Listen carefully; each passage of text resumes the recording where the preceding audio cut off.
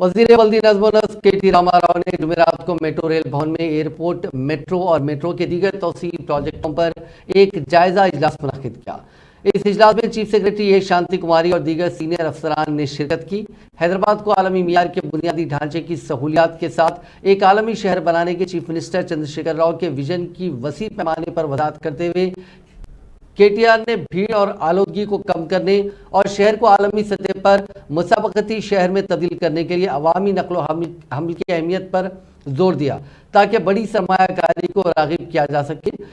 उन्होंने कहा कि मजीद कोचेस मुतारिफ करवाकर, फीडर सर्विसेज को बेहतर बनाकर और फुटपाथों को बेहतर बनाकर मेट्रो की मौजूदा 5 लाख यौमिया सवारियों को दुगना किया जा सकता है और शहर में गाड़ियों की भीड़ को कम किया जा सकता है। मेट्रो रेल के MD